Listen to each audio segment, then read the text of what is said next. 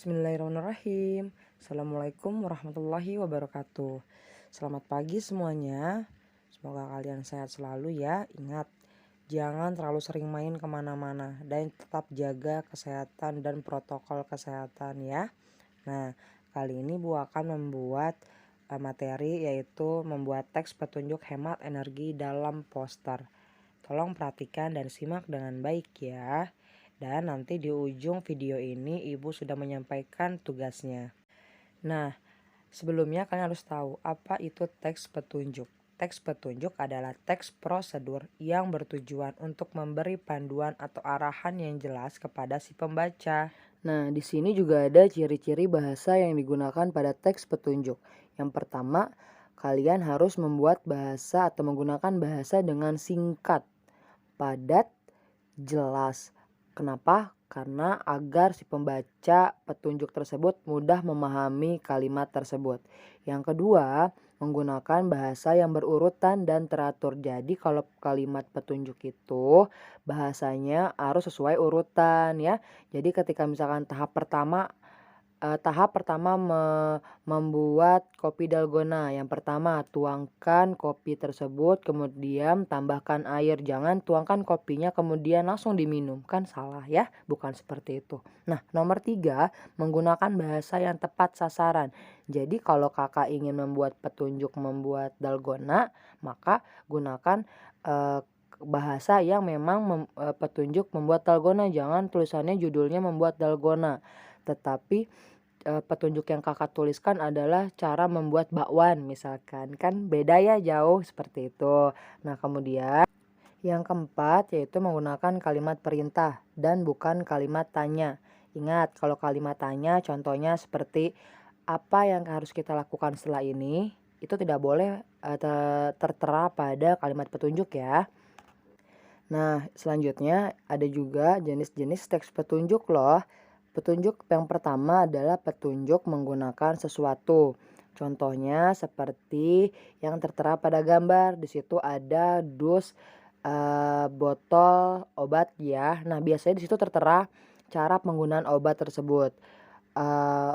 Yang pertama berapa hari sekali biasanya. Nah, itu adalah teks petunjuk cara menggunakan sesuatu. Selain pada teks obat tersebut, biasanya petunjuk menggunakan sesuatu suka ada di dus kemasan barang elektronik ya. Misalkan kalian beli handphone, pasti kalian belum tahu cara menggunakannya seperti apa. Nah, di situ pasti sudah ada petunjuk cara penggunaannya ya.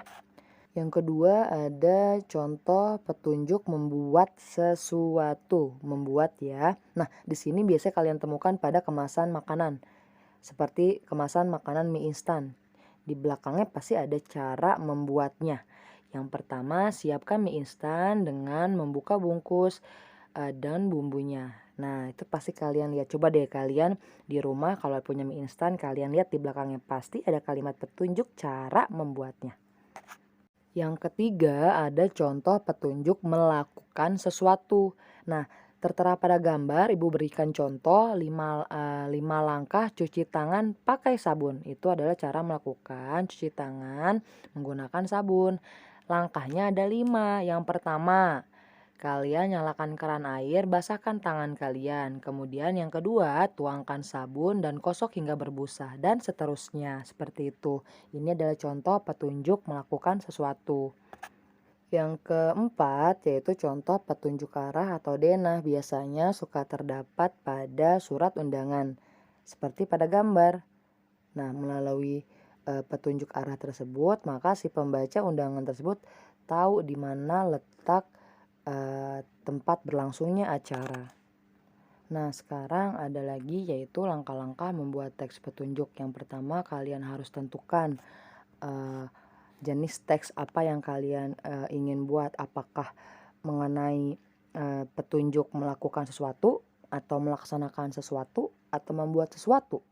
Nah, yang kedua, menentukan tahapan petunjuk secara berurutan. Jadi sebelum kalian tulis, kalian buat, kalian harus buat petunjuknya atau langkah-langkahnya secara berurut ya, tidak boleh berantakan. Yang ketiga, menggunakan gambar. Jadi semakin memperjelas petunjuk tersebut.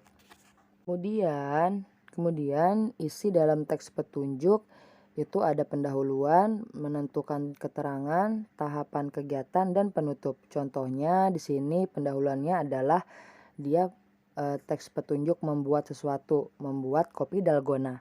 Kemudian menentukan keterangan alat dan bahannya apa saja. Jadi harus dituliskan ya, harus digambarkan. Nah, yang ketiga tahapan kegiatannya. Jadi langkah pertama apa, langkah kedua apa, sampai akhirnya ada penutup. Dalgona siap untuk disajikan, seperti itu. Kita lanjut lagi ya. Nah, tadi kan kalian sudah Ibu terangkan mengenai teks petunjuknya. Nah, sekarang Ibu akan terangkan mengenai apa itu poster. Poster adalah karya seni yang berisi gambar dan kalimat ajakan di atas kertas berukuran besar yang digantung atau ditempel di halayak umum. Biasanya, bahasa yang digunakan dalam poster yaitu bahasa yang singkat, padat, jelas, dan menarik ya. Jadi kalau pada poster biasanya bahasanya lebih menarik. Berikutnya, hal yang perlu diperhatikan saat membuat poster apa saja? Yang pertama, penulisan judul harus singkat dan jelas. Yang kedua, informasi yang dibuat dengan jelas, singkat, dan menggunakan kata atau bahasa yang baik dan benar. Yang ketiga, gambar yang digunakan sesuai dengan topik poster tersebut. Jadi kalau kalian temanya hemat energi, ya gambarnya harus sesuai dengan hemat energi. Jangan malah kalian tempelkan gambar mie instan di situ gitu ya. Nah, kemudian yang keempat yaitu penataan letak informasi dan gambar dibuat menarik dan mudah dibaca gitu. Berikut adalah contoh poster yang menggunakan kalimat petunjuk. Ya, kalimat petunjuk di sini yang digunakan adalah petunjuk cara menghemat air ya. Nah, di sini kalian bisa buat gambarnya sesuai dengan temanya. Judulnya adalah berhemat energi, maka gambarnya bisa kalian gambar bumi atau gambar matahari, itu boleh. Terus langkah-langkahnya pun harus secara berurut. Seperti pada nomor 1, bukalah tirai dan jendela saat pagi hari. Ya, nah jadi ada gambarnya, di atas gambarnya. Nah, kemudian di bawah gambar kalian tuliskan keterangan langkahnya, apa yang sedang dilakukan pada gambar tersebut untuk memperjelas gambar tersebut. Kalau hanya gambar, pembaca kurang bisa memahami maksud dari gambar tersebut. Terus yang kedua, ada gambar juga. Gambarnya adalah gunakan lampu yang berdaya kecil dan lebih terang.